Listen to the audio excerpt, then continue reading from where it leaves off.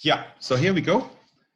This class today is about rook endgames and why they are so difficult. Checks we have all the times with the rook. It happens on the board and it also happens in the calculation. So I have a lot of examples today where I want to show these tricky rook moves, where suddenly there's an intermediate move or in-between move, and that can take even world championship challengers by surprise. So I also have books about rook endgames that are slightly older than the chess engines. I have some classic books from the 1980s, one by Averbach, and these are great books. But now and then there are mistakes in those books, simply because even though the author is a great player and a great expert of the endgame, then you do miss these rook moves sometimes, simply because rook endgames are so complicated. So I have found a couple of examples. I want to point out how these older books have mistakes in them. And it's usually the intermediate move of the rook that takes the author by surprise. So nowadays, there are the chess engines, and if you look at the books with the chess engine on the side, then you won't make the same kind of mistakes. So that's just how complicated rook endgames are. Okay.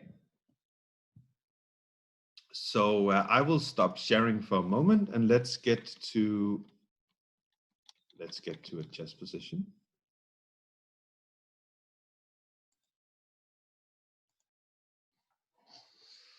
Okay. Here we go. So this I call the key position. So we have white going up the board. So this is our promotion square of the pawn. And this is a typical position with rook versus pawn, where the black king is trying to come in from the side. And black is obviously trying to do something about white promoting to a pawn that would lead to a draw.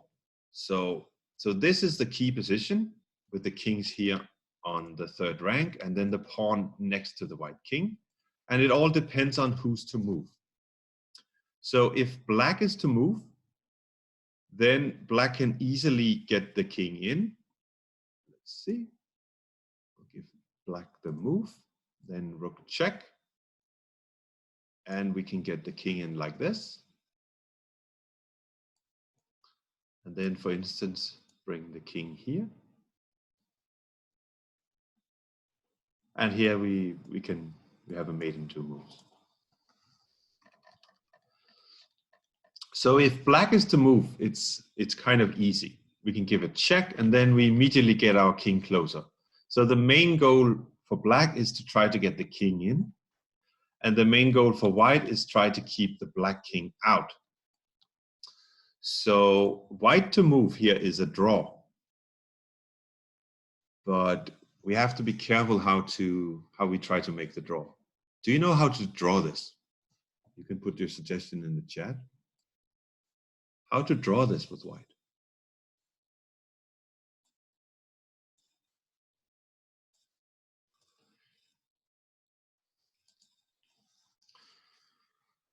Yeah, Yali, you're correct. Yes, that is exactly the idea. So the idea is to play king g7. Let's see.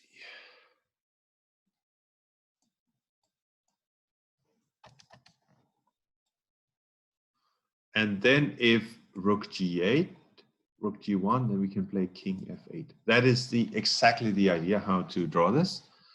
By going to f8, we still keep the black king out, body checking or shouldering. There are a couple of words for that. So we have to keep the black king out. That's the key. So check, let's say king goes back. Let me try, I have one last trick here. I can play rook f7 check. So what do you think now? Do you want to go to g8 or g7 here. So it's a nice little trick black has here. The last trick, I would say. So where would you go with the white king?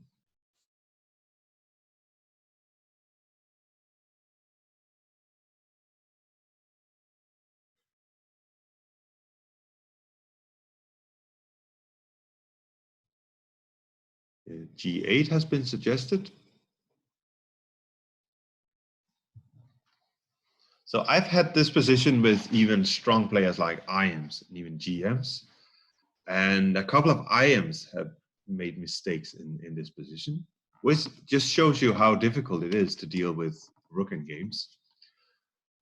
King G8 is actually losing. So the correct move is King G6. And the idea is again to keep the black king out. And let's say if black goes back to F1, then we have the starting position. And again, we can draw like this. So why is King G8 losing? Yeah, Yali, you are correct. It is losing because of this in-between move. So the king is perfect here supporting the pawn, but rook G7 check is one of those in-between moves with a rook that is, they're so easy to miss in the calculations. So let's say black would like to go out here, and then we can try to checkmate. Unfortunately, white can promote with check, so it doesn't work. So before we go out here, we can just disturb white a little bit. That's what the rook is so great at. So this in-between move, before we go out here, we just disturb white a little bit. If king goes here, we take the pawn. And if king goes here, there is a mate in 2 moves. So this is so easy to miss, and even strong players, they miss a move like that. So don't be discouraged because you didn't see it. So King G8 has been played by a lot of IMs too. So this just goes to this just shows you how difficult rook endgames are. So the king goes back to G6. So we get back to the starting position. So let's see why H7 loses. And if you already know why, then you can put it in the chat. So the reason why is that now the black king can get closer. That's the main reason. Now black is able to get the king in. Yeah, that is correct. What you put in the chat there, that's great. King F7 is the move. And if now promote to a queen, then we can check and pick up that queen. So the last defense is promoting to a knight. But a knight in the corner is rarely a good idea because white succumbs to Zugzwang. So how can black win here?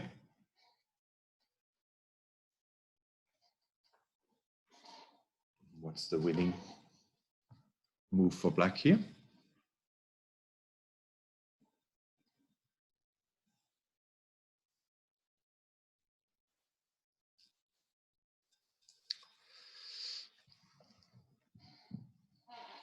It's another thing that the black rook is great at. We can simply make a waiting move. And then white is in trouble.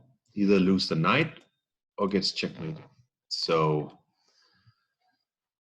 rooks are just great at waiting moves.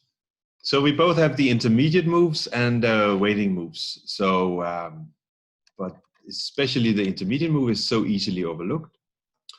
So this key position is good to know. It doesn't necessarily have to. We can get something that looks like this key position. Now I took a rook's pawn, but many of the similar ideas are even with a knight's pawn or a bishop pawn. So it doesn't have to be a rook's pawn. We can use many of the same ideas. You will see later. So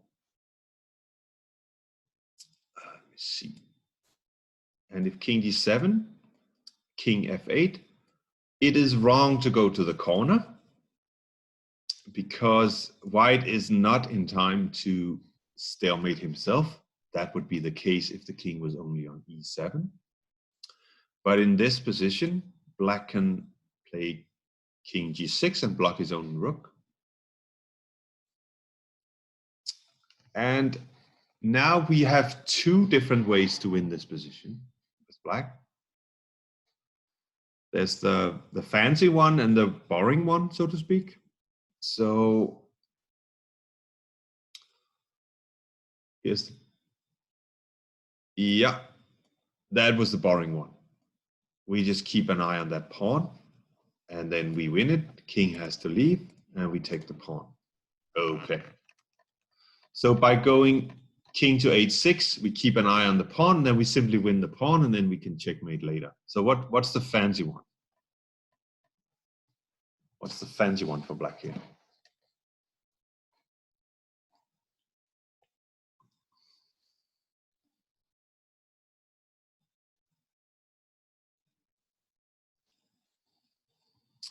Yeah, we allow white to promote.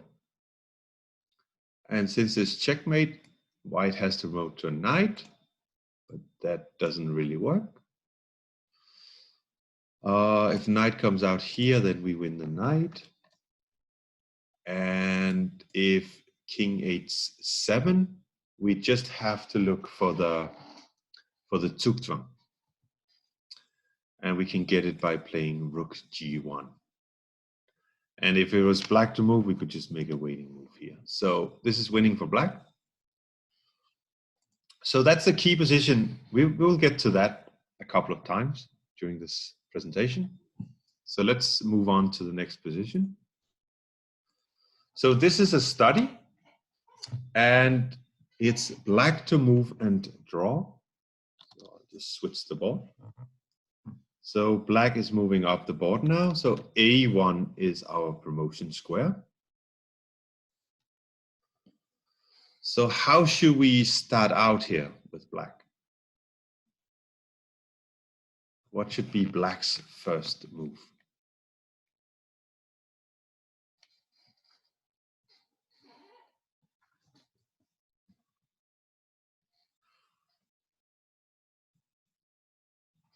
Let's see, we have a couple of options. We can play a5, we can play king b5, we can play king c5. Which one is the correct move? These are our three candidate moves.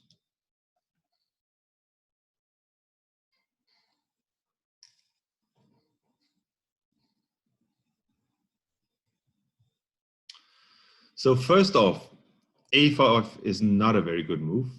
Sandra, you are correct. Yep, because the cutoff on the 5th rank, that wins for white, because once this pawn gets to the 3rd rank, we can simply attack it from the side and then attack it from the behind and then pick it up. And meanwhile, black cannot improve the position. So let's see. What is the big difference between going to b5, going to c5? It actually makes a very big difference. And Sandra, you're correct. It has to be c5. And the reason is that while moving forward, let's say we are aiming for the key position.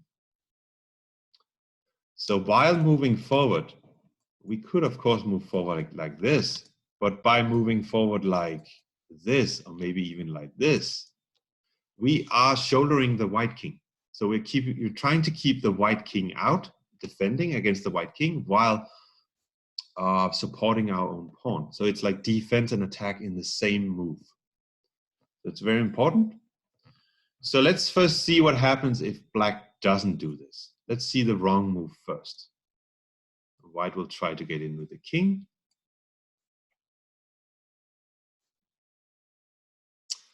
And let's say we just continue.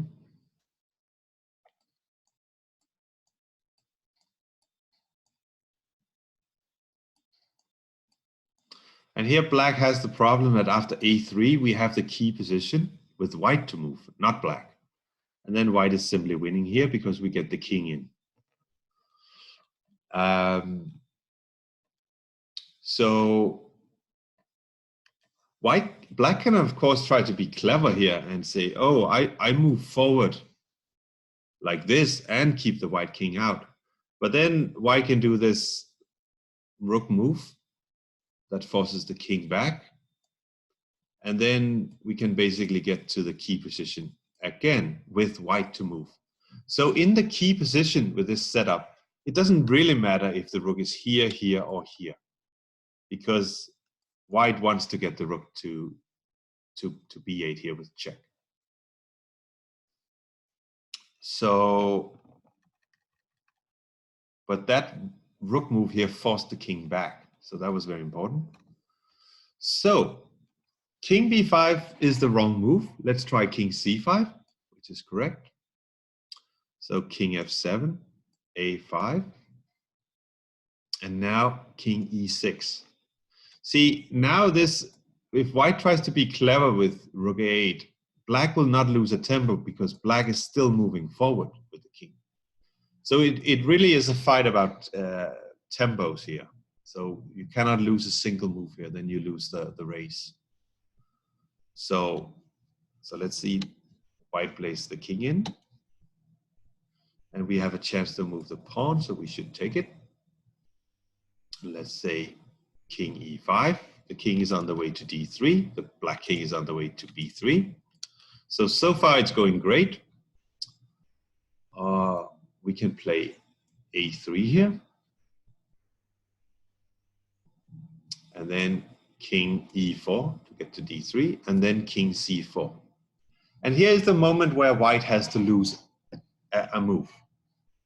So we have to make a rook move, but that will improve black's position with either king b3 or maybe moving the pawn. So there's no clever rook.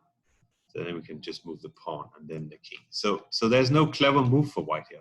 White simply has to move to lose a move at this point. Let's say rook here.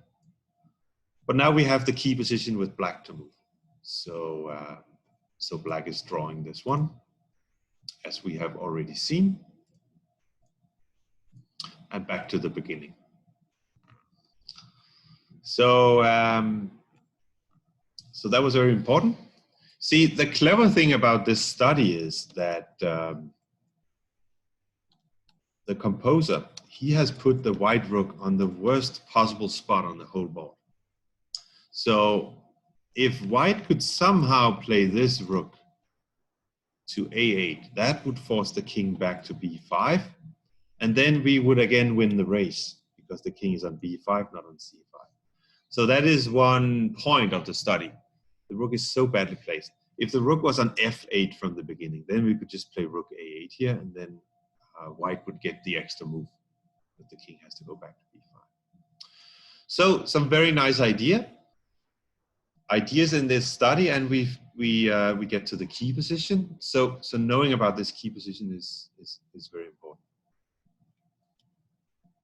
Okay, let's try to move on. So this is a great study by Kasparian, and so we're just going to look at the final part of this study. So maybe some of you have seen this before. So if you have, you're welcome to put in the solution. But we got to this point, which is we're nearing the end of the study. So white is a queen up, black's pawn are going down the board. So these are the promotion squares of the black pawn.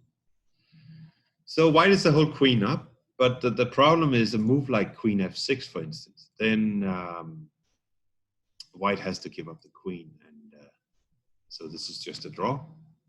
Black cannot win this either. And black is also threatening checkmate here on c2. And if rook d2, then check, and then we go back. So white can't do that either. Yeah, okay. So you know it, that's great. And it's a great end to the game. So it's queen a3. You're absolutely right. And here comes the brilliant move, rook to d2.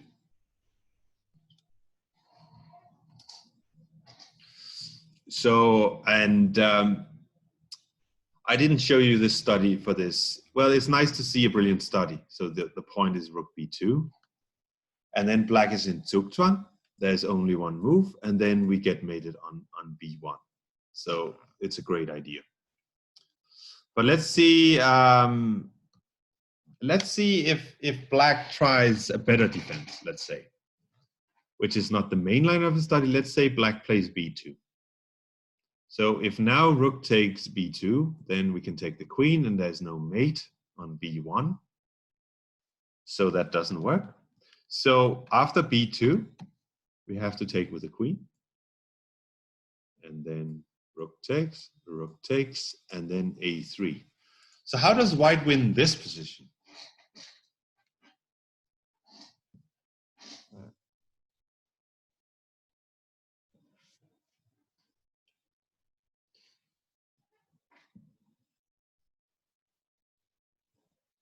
Because black is about to stalemate himself. That's the defensive idea black has. He wants to play a2 and stalemate himself.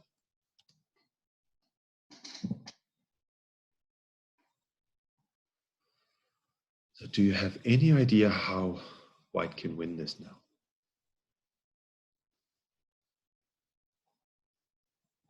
Yeah, that is correct. So black is about to stalemate himself, so we have to win ourselves some time. So before we go to b8, we just have a little in-between check with the rook. So that is, again, the intermediate check. And then we are in time to block our own rook on the b file. And after king b1, we had our two ways to win the game, the boring and the fancy one. Here was the boring one. And here was the fancy one, as we saw before. So a little in-between move with the rook, and then we are winning rook b1 and rook b8. And again, these in-between moves, they are so hard to see. They are missed all the time by players, both on the board and in the calculations. Okay, so let's try to move on. So this is a game between two grandmasters. And black's last move, g5, was actually a mistake.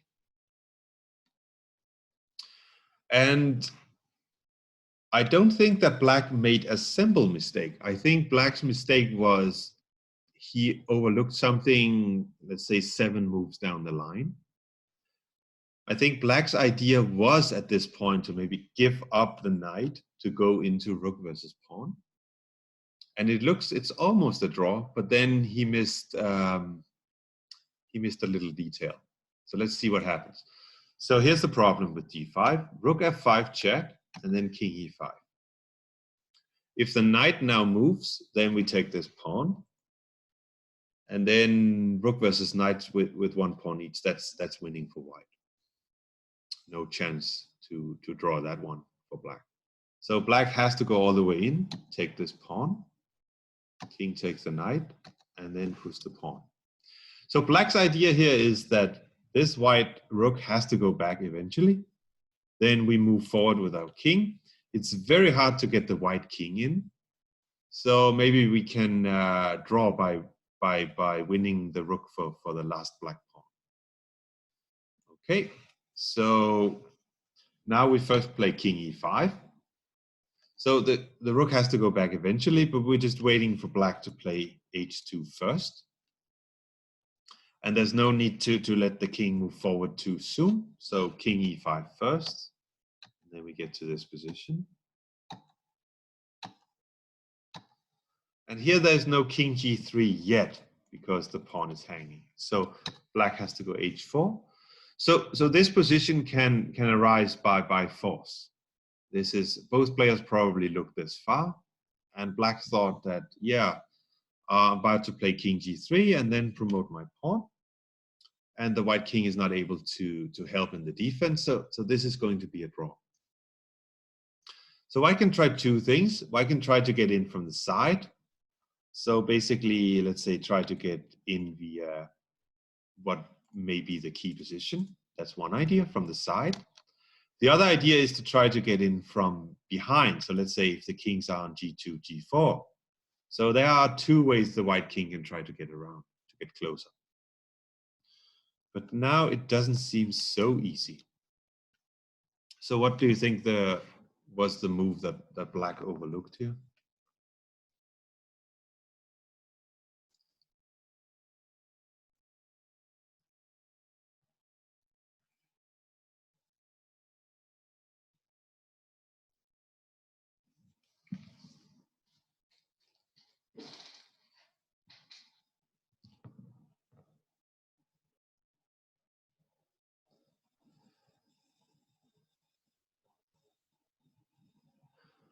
So let me just give you an example. If the rook moves out here, and then the pawn moves forward. See, this is a typical example of the rook is in the wrong place and the king is not able to get in. So this is just going to be a draw. So white is simply not able to get the king in.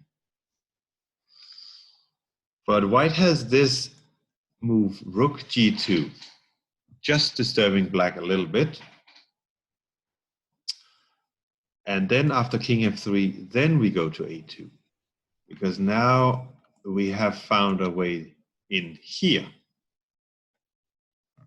So before we move on, I just want to say every time black goes in front of the pawn, that is going to slow him down so much. And here there are several ways to win for white. Even this just wins the pawn right away. So that really doesn't work. So it has to be king f3. And now we go to where we wanted, but now we have the king here on f3 instead.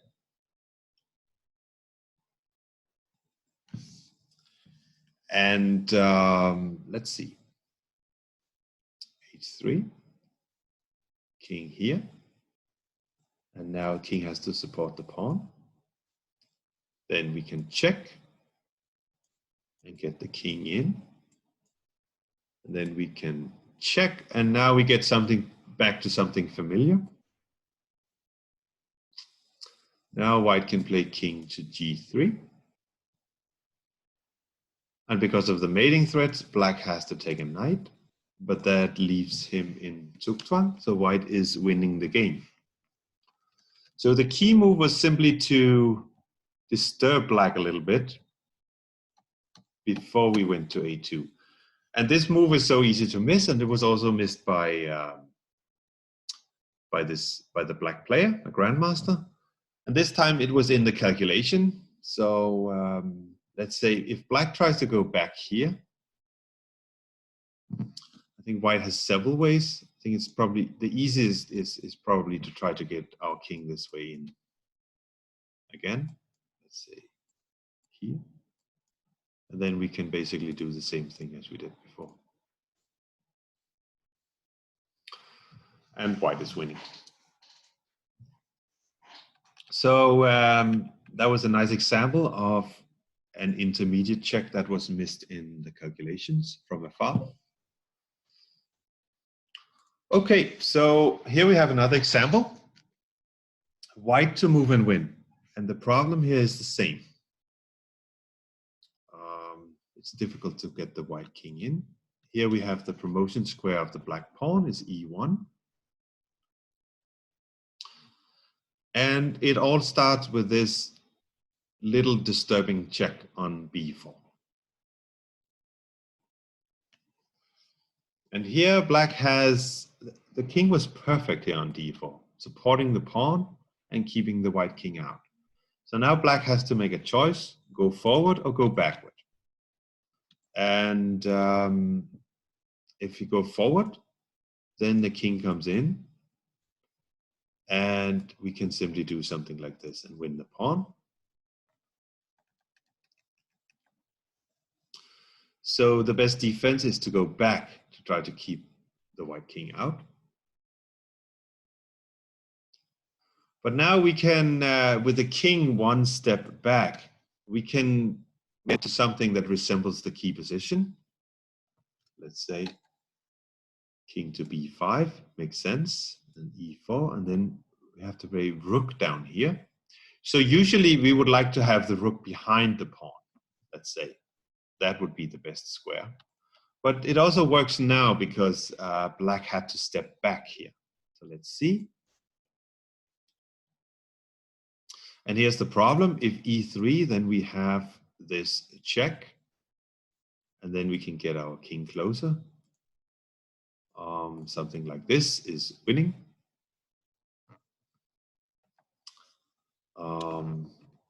Because we get to the d2 square next. Okay, so in this position, black has to go king d3. And then we can go king to b3.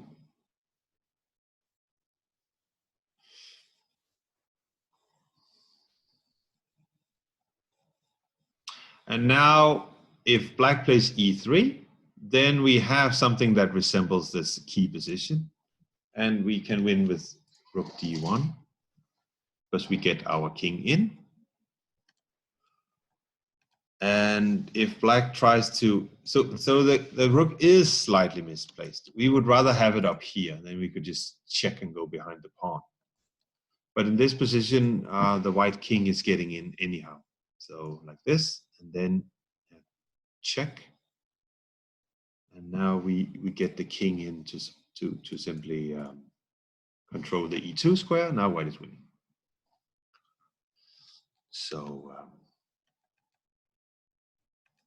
So the crucial move here from the beginning was to play rook b4, to simply disturb black a little bit before we went where we wanted to go, to b1. So as another intermediate move. So we always have to look out for those. This is really the key to master rook endgames. I mean, they remain difficult. They are difficult, but once you are aware of this idea of the intermediate move being the most difficult in rook endgames, then you start to look for them, and then you can improve. Okay, so here's a complicated example with one pawn each. And when there's suddenly one pawn each, then we have two possible scenarios. So white is going up the board here, and black is promoting on a1. So one scenario is that, let's say it's black to move and draw here, because black is in trouble. So one scenario is that black can give up this pawn and then simply defend against this pawn successfully. So many rook endgames with a pawn down can still be drawn. So if we can give up this, so let's say the first move is rook h2. So let's say if white now takes this pawn, we're not going to take the pawn because of rook a7 check. But we can now get closer to the pawn. Let's say king f6. And this should be a draw. So notice I went to f6 on the way to the pawn to also keep the white king out. So I'm trying to do attack and defense at the same time. So it's not rook takes a3. Yeah. Let me see. It is rook h2. It is the first move. Rook f8. There was a problem with rook f8.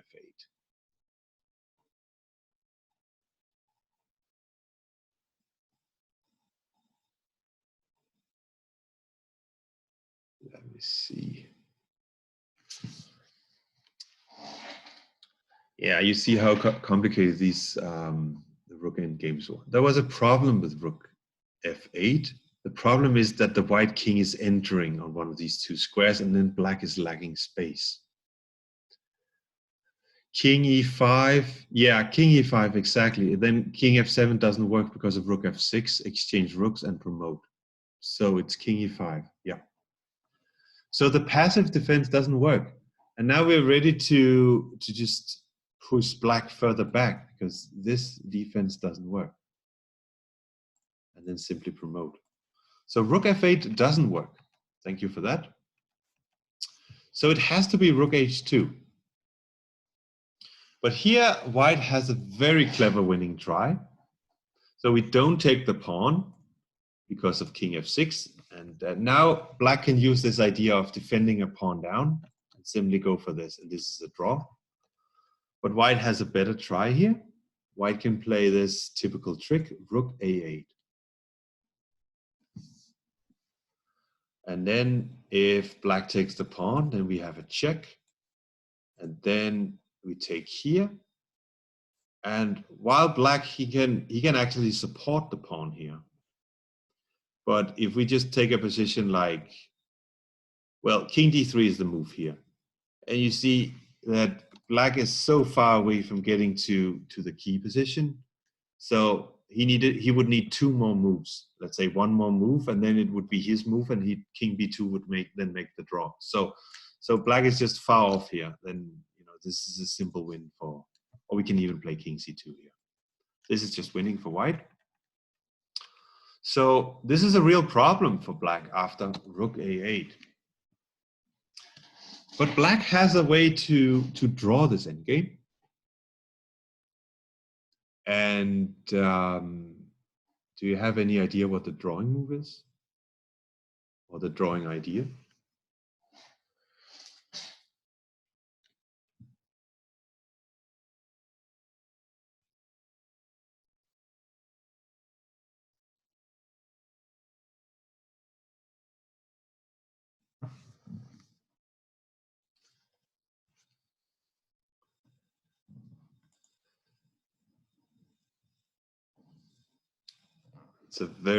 It's a move that's very hard to see. So it's rook to h4. So what's the idea of that move? It's one of those in-between moves again. So let's say my plan is to take this pawn and sacrifice my rook. But before I do that, I just disturb white a little bit because the white king is perfect on e4. It's ready to go this way.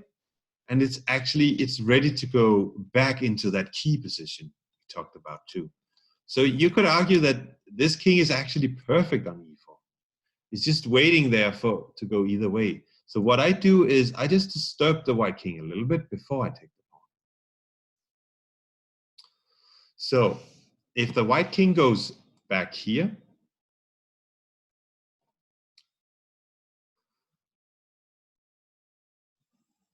then I believe I can keep checking.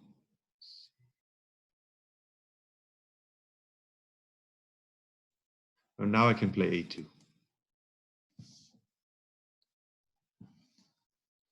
And now the white king is too far away from, let's say, this should be a draw. And if white goes to f5, where's the draw now? How can black draw this game now? Now the white king went the other way.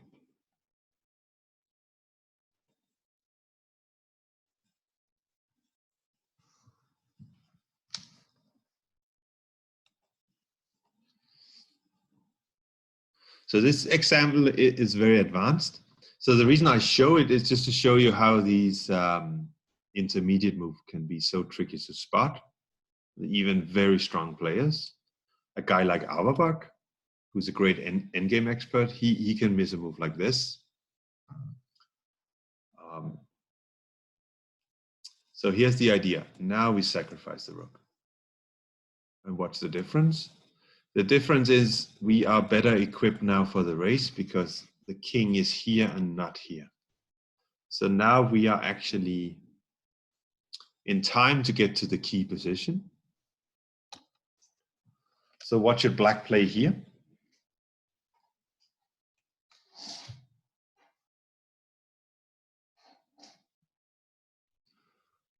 Yeah. Sandro, that is correct. Don't play king b4, because then white gets there first, and now it's white to move. But king c4 is the right move, and then white is forced now to lose a tempo. Something like this. And now it's black to move in the key position, and we've already seen this so many times. So this is great. So that's the way to draw the game. So let's just recap quickly. So before we took that pawn, we just made this little in-between check. We're disturbing white a little bit on, so we wanted to do this, but on the way up there, we could just disturb white a little bit, and then we could do the same, because the rook is on the way to h7. We just want to disturb white a little bit. So we're doing attack and defense at the same time. So a move like that is so hard to see. It's so easy to overlook in the calculation and on the board. So there's no guarantee you would see that if you had the position on the board. So I believe that is the main reason why rook endgames are so hard, because you have these in-between moves all the time. Okay, let's move ahead with another example. So we talked a little bit about it in that study earlier, but I want to show you what I call the magic trick. So here's a black pawn, and here's the promotion square is d1. Black is going down the board. And the white king is far away. So we're trying to bring the white king in time to stop this pawn. And if we just start moving the king, let's say, something like this, and trying to get down the side, we are simply not in time here, because after king e2, we promote the pawn next, and it's a draw. So the key to this position is to get the rook from f1 to d1. And we can do that by using the magic trick, what I call the magic trick. So we can simply transfer this rook to f1 from f1 to d1 without losing time. And it works because we have enough space in front of the king here. So we can give a check. And then if the king goes here, we can check. Now the king has to go back to defend the pawn. And now, without losing time, we have transferred our rook from f1 to d1. And the reason, it doesn't really matter if the king is here and here. Yep, that is correct in the chat. So because the white king can always get to d6, and then white can get to choose anyway. So the king can move across the board in many ways. So it doesn't really matter if the king goes to c4 or e4 here. Okay, so the check. And if king goes to f3, we basically get the same. So now we got that's the magic trick. And let's see. So here, white is suddenly in time now. And now black would like to play king e2, but we are attacking the pawn. And now we are able to take the pawn out next time. So white is winning. So that's the magic trick. It's very powerful. Let's see the next position. Yeah, let's take the next one. Okay, so I also want to talk a little bit about some basic endgame theory in Rook Endgames. So another reason why Rook Endgames are hard is simply because some of these basic positions, they are hard in themselves.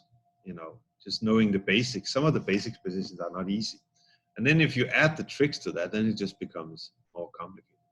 So this is one of the first Rook Endgames we learned. So if black is to move here, how to draw this? What's the drawing idea for black?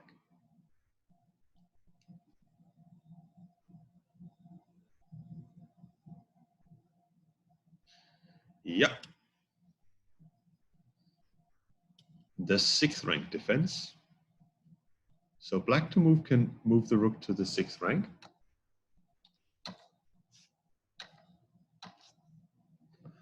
And white cannot really make any progress here because we control the 6th rank. So at some point, white has to move that pawn.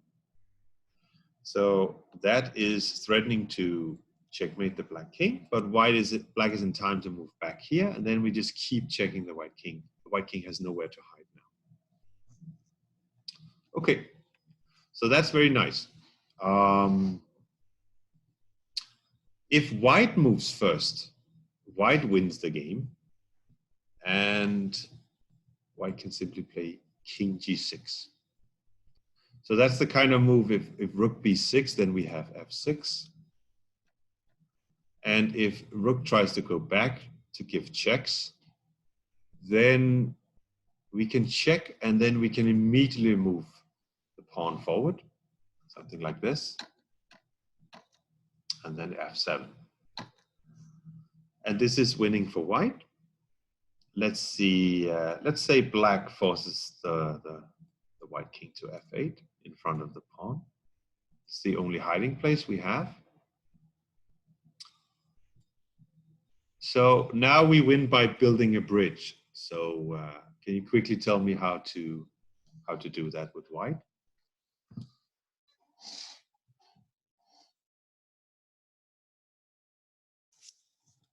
What is the winning method here?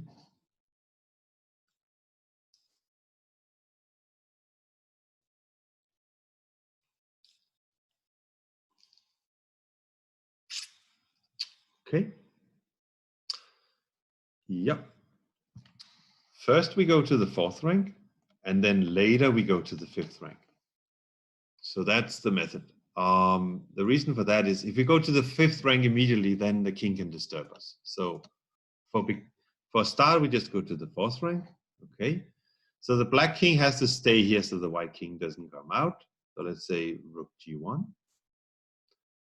And then we can check the black king away. If king e6, then we're blocking the e file. Okay, that's winning for white right away. So let's say king c7, and then we can start going out. Check. Check. And if I keep checking now, then white can block on the 4th rank. Okay. So, and what to do if I just make a waiting move? Because white is not threatening promotion here. I just keep the pawn. I still keep the pawn under control.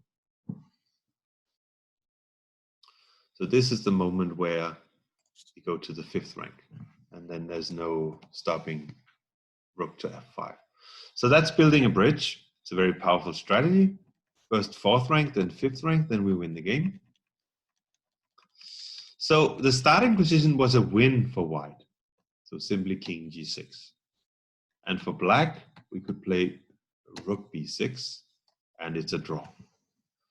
So let's say that black plays a little inaccurate and plays rook to b1. It might also be that in a game position, you're not able to get to the 6th rank defense. Let's say we have a position like this with a rook on b1. Let's say king g6. So if king f6, we of course go back to the 6th rank defense. This is fine.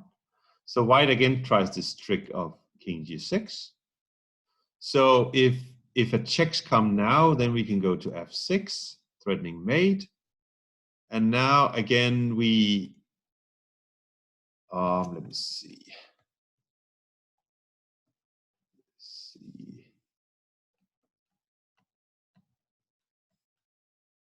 Yeah, then we can do something like that. Black can try to go on the short side of the pawn. But here's a defense by Casted, which is rook f1. And the idea is simply, this was discovered in 1898. So if you happen to play rook b1, or the rook is down there for some reason, you can defend by going behind the pawn It's all about controlling this f6 square. You're simply not allowing white to play that. So let's see, okay,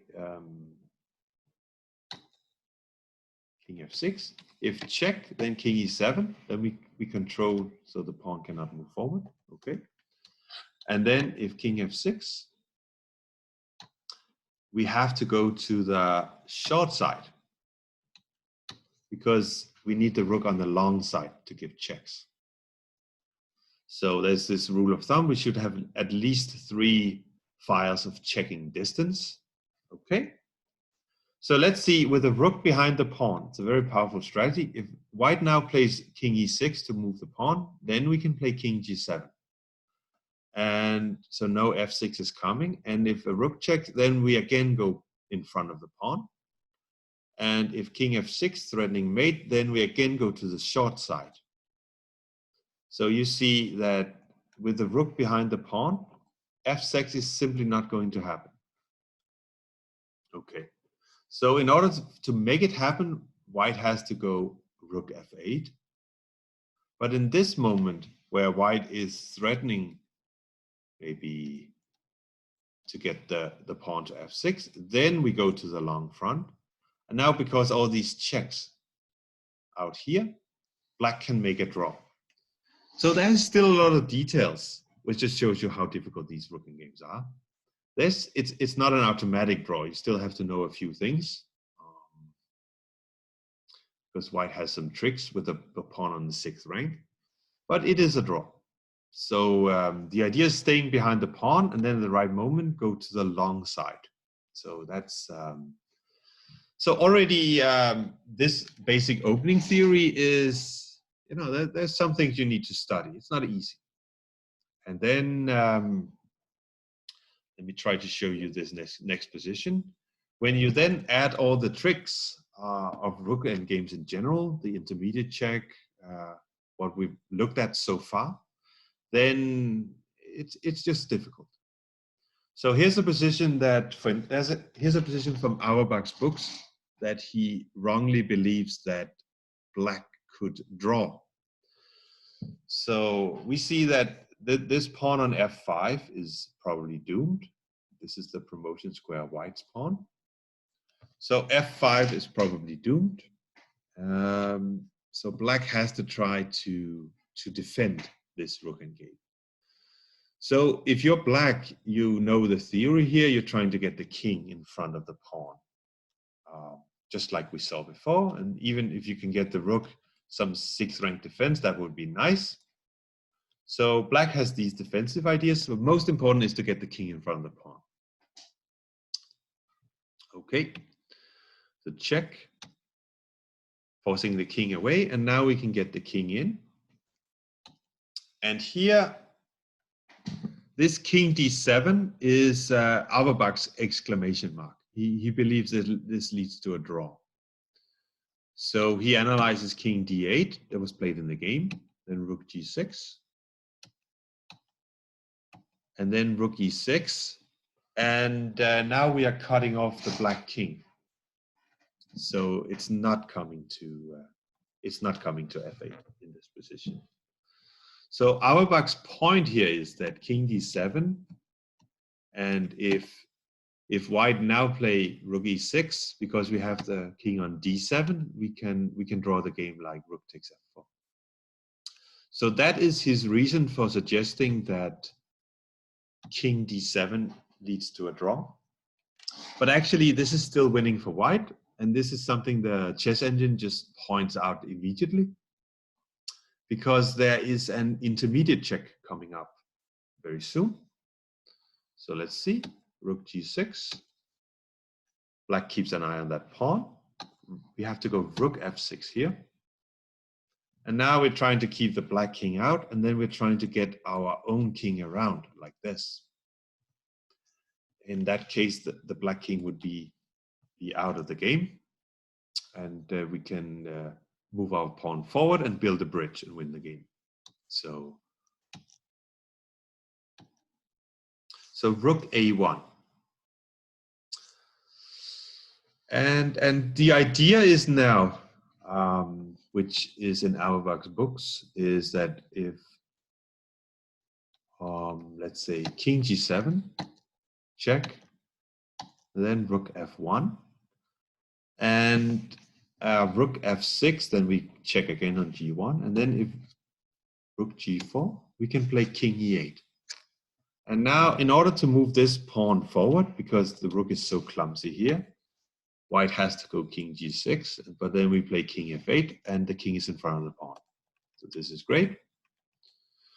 There is also a move like rook f5, check, then rook f1, and after f5, again we can get in front of that pawn.